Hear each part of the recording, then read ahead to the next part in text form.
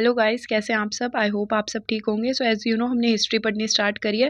Previous videos में हमने काफ़ी सारा एंशंट हिस्ट्री का पोर्शन कवर कर लिया है।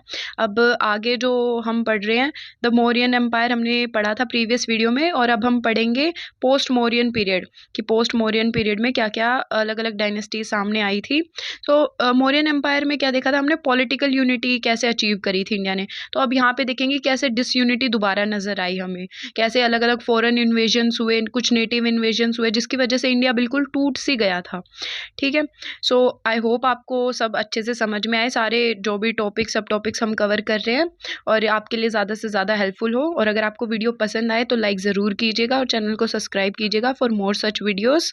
और ये वीडियो हर एक यूपीएससी एस्पिरेंट, हिस्ट्री स्टूडेंट और इवन कॉलेज स्टूडेंट्स जो पढ़ते हैं, हर एक के लिए काफ़ी हेल्पफुल है। सो ध्यान से पढ़ना। Let's start. The post-Mauryan period in Indian history refers to the time following the decline of the Mauryan Empire। वही जो मैंने बताया कि मतलब पोस्ट मौर्यन पीरियड वही है कि जो मौर्यन एम्पायर था उसके डिक्लाइन के बाद का जो टाइम पीरियड है, और ये अप्रॉक्सीमेटली 185 बीसी के अराउंड ये वो हुआ था ख़त्म। तो इस जो ये पीरियड है इसमें हमने बहुत सारी डायनेस्टीज़, किंगडम्स देखने को मिलते हैं, अलग अलग पॉलिटिकल, सोशल, कल्चरल चेंजेस हमें देखने को मिलते हैं जो इंडियन सब कॉन्टिनेंट में नज़र आते हैं। क्योंकि बहुत से फॉरेन इन्वेजन्स होते हैं, नेटिव इन्वेजन्स होते हैं, तो अलग अलग डायनेस्टीज़ के अलग अलग कल्चर, ये सारी चीज़ें नज़र आती हैं हमें इसमें। मौर्यन पीरियड की सोसाइटी की बात करें तो हमें जातीज़ का एवोल्यूशन देखने को मिलता है, which become an essential aspect of the social structure. Jatis were local endogamous groups that were primarily based on occupations. Over time the jatis become a more rigid and stratified, leading to a complex social hierarchy that become an integral part of the society. तो पहले जातीज़ का system नहीं था, वर्ना system तो था, हमें देखने को मिलता है कि वो 4 ऐसे वर्न्स में डिवाइडेड थे। लेकिन अब हमें जाति सिस्टम भी देखने को मिलता है कि वर्न्स के अंदर भी जातियों में बटे हुए हैं लोग अपने अपने ऑक्यूपेशन के आधार पर। तो ये उस टाइम के सोशल एस्पेक्ट्स हम कह सकते हैं पोस्ट मौर्यन पीरियड के।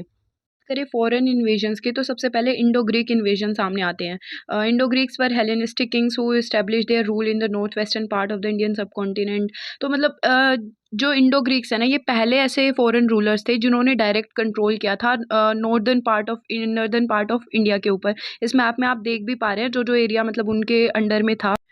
और उस टाइम पे जो मौर्यन रूलर्स थे ना, वो मतलब सक्षम नहीं थे उनको रोक पाने में, क्योंकि वो बहुत मतलब इतने स्ट्रॉन्ग नहीं थे, तो इस वजह से ये डायरेक्ट इन्वेड कर पाए थे। और इनके जो मोस्ट फेमस रूलर्स थे उनमें से एक मिलिंडर करके है, मिलिंदा करके, आई थिंक वो काफ़ी फेमस रूलर थे जो बुद्धिज़्म में कन्वर्ट कर दिए गए थे बाद में नागसेना के द्वारा। वो मैंने यहाँ पे इतना कुछ मेंशन नहीं किया क्योंकि इंपॉर्टेंट पॉइंट्स यही हैं। और इंडो ग्रीक्स, इनकी जो टाइम पीरियड है 180 BC 10 C, ये हो सकता है किसी और बुक में अलग हो, बट मुझे जो कॉमन जहाँ से मैंने पढ़ा मिला मुझे, मैंने वही मेंशन किया है। The Indo Greek rules saw a significant influence of Greek culture and art on Indian society. अब जो इंडो ग्रीक रूल है उसका एक हमें सिग्निफिकेंस इन्फ्लुएंस देखने को मिलता है। जो ग्रीक कल्चर है वो इंडिया में कैसे कई जगह पे हमें उसके मतलब वो देखने को मिले हैं अवशेष, जहाँ से हमें पता लगता है कि हाँ, इंडो ग्रीक ने काफ़ी इन्फ्लुएंस हुआ था हमारी इंडियन सोसाइटी पे। इन्वेजन हम पढ़ते हैं शाकास, जिनको सिंथीन्स भी कहा जाता है। The Greek were followed by Shakas. Okay, the central Asian nomadic tribes थे ये, who invaded the part of north western India.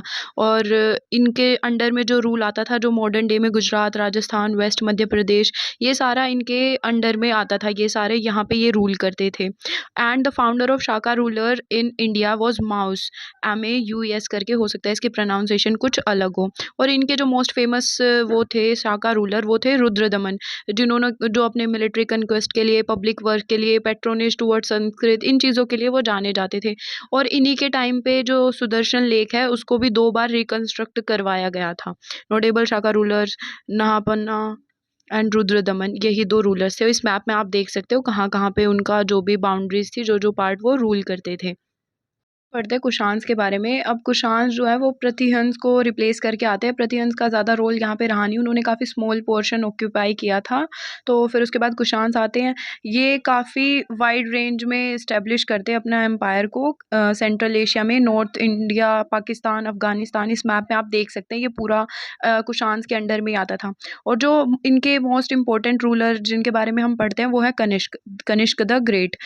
Kanishka was one of the most celebrated Kushan emperor rulers, इनके टाइम पीरियड को गोल्डन एज भी कहा जाता है, क्योंकि एक तो इनके पहले ऐसे इंडियन रूलर्स थे जिन्होंने एक इतने वाइड स्केल पे गोल्ड कॉइन इशू किए थे, और दूसरा he was a great patron of Buddhism and played a significant role in promoting the religion. Buddhism को भी इन्होंने काफ़ी मतलब स्प्रेड करने में, प्रमोट करने में हेल्प करी, और फोर्थ बुद्धिस्ट काउंसिल जो हुई वो इन्हीं के टाइम पे हुई थी। और Kanishka reign also witnessed remarkable artistic and cultural achievements, बहुत सारी कल्चरल अचीवमेंट्स हमें कनिष्क के टाइम पे ही देखने को मिलती है। और गांधार आर्ट जो है वो भी काफ़ी फ्लोरिश हुई थी कनिष्क के टाइम पे ही। और कनिष्क सेकंड रूलर थे वैसे तो जिन्होंने कुषाण डायनेस्टी को फाउंड किया था, बट इनका ही बहुत ज़्यादा मेजर रोल हमें देखने को मिलता है कुषाण डायनेस्टी में। अब हम पढ़ते हैं जो नेटिव इन्वेजन से। आई होप आपको अभी तक समझ में आ रही हैं चीज़ें, और अगर आपको वीडियो पसंद आ रही है तो लाइक ज़रूर कीजिएगा। सो नेटिव इन्वेजन्स की बात करें तो शुंगा और कनवास यहाँ पे मैंने साथ में लिख दिया, क्योंकि कनवास जो है वो एक माइनर डायनेस्टी थी, उसके बारे में इतना कुछ मिलता नहीं है। बस ये है कि उसके फाउंडर वसुदेव थे, कैपिटल उनकी पाटलिपुत्रा थी। टाइम पीरियड की बात करें तो 73 से 28 BC कुछ रहा। शुंगा डायनेस्टी की बात करें तो जो लास्ट मौर्यन रूलर थे उनके commander in chief Pushyamitra Shunga जो थे वो अब कमांड संभाल लेते, क्योंकि मौर्यन एम्पायर तो फिर डिक्लाइन हो जाता है, तो वहाँ से शुंगा डायनेस्टी की शुरुआत होती है। और पुष्यमित्र शुंगा पहले मतलब रूलर बनते हैं शुंगा डायनेस्टी के। और Shungas mark the revival of Hindu के रिवाइवल का भी मतलब एक इम्पोर्टेंट एस्पेक्ट यहाँ पे है कि शुंगास ने ही बोला जाता है, क्योंकि ये भगवतिज्म को और संस्कृत लैंग्वेज को काफ़ी प्रमोट करते हैं। जो फेमस मनुस्मृति जो बुक है कंपाइल्ड ड्यूरिंग हिज पीरियड, मतलब शुंगा डायनेस्टी के टाइम पे ही वो कंपाइल की गई थी, जो हिंदू लोग जिसको बोलते हैं ना कि जो मनुस्मृति जो बुक है वो इसी टाइम पीरियड पे वो की गई थी, कंपाइल की गई थी। The Shungas and Kanvas was primarily centered in the northern part of India. अब यहाँ पे देख सकते हो ये इस एरिया में बेसिकली दोनों का रास्ता, ये कनवास का मैप है और यहाँ पे ये शुंगास को भी देख सकते हैं, मथुरा और मतलब ये पूरा एरिया था जो इनके अंडर में आता था। तो ये थी शुंगास एंड कनवास डायनेस्टी। फिर उसके बाद अगर दूसरी हम नेटिव इन्वेजन की बात करें तो फिर वो आते हैं सातवाहनास। इनका टाइम पीरियड 230 BC से 220 CE हो सकता है कि ये टाइम पीरियड थोड़ा आगे पीछे हो। सो मेरे को जहाँ से मिला मैंने यही लिख दिया है, अगर कुछ अलग हो तो आप दूसरी बुक में से वहाँ से भी देख सकते हैं। The Satavahanas were one of the most prominent dynasty that emerged in the Deccan region after the Mauryan decline। ये एक one of the most prominent dynasties में से एक है। इनकी जो मतलब इन्होंने जहाँ पे रूल किया आंध्र प्रदेश, महाराष्ट्र, तेलंगाना, पार्ट ऑफ मध्य प्रदेश, कर्नाटका, तो ये बेसिकली थोड़े साउथ तक भी गए। ये सिर्फ नॉर्थ इंडिया में नहीं, ये साउथ इंडिया में भी इनका काफ़ी रूल रहा। Were known for their patronage of art, literature and architect. ये बेसिकली जिस चीज़ के लिए जाने जाते थे वो थी आर्ट हो गया, इनका लिटरेचर हो गया, आर्किटेक्ट हो गया, वो काफ़ी प्रोमिनेंट था, काफ़ी बढ़िया था, इसलिए ये जाने जाते थे। और सातवाहनास के अगर फाउंडर की बात करें तो वो शिमुख हैं। After killing the last Kanwas को मतलब कि जो मार के फिर ये डायनेस्टी शुरुआत होती है, तो वो पहले इनके फाउंडर है वो शिमुख थे। और जो ग्रेटेस्ट रूलर इस डायनेस्टी के रहे वो गौतमी पुत्रा सताकर्णी करके हैं, जिनको टाइटल भी जिन्होंने लिया था महाराजा राजा राज, तो वो टाइटल मिला। और अगर चीज़ों की बात करें कि सातवाहनास के टाइम पे क्या क्या चीज़ें फ्लोरिश हुई, तो इनके टाइम पे ना इन्होंने लीड कॉइन, मतलब ब्रॉन्ज और कॉपर के कॉइन तो थे ही, गोल्ड कॉइन भी इशू हुए, इन्होंने लीड कॉइन भी इशू किए थे अपने टाइम पे।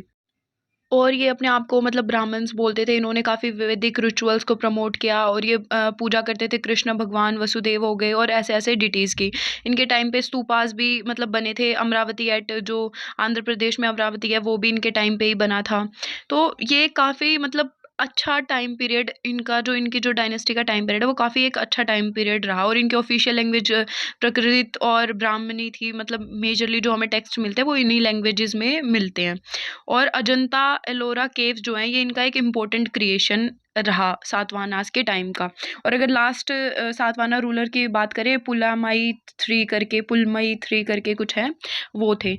तो ये थी पूरी। इसके बाद हो सकता है कि एक दो डायनेस्टी और हो, चेस्ती करके और थी, वो मैंने भी मिस कर दिया क्योंकि उसके बारे में भी ज़्यादा कुछ मिलता नहीं है।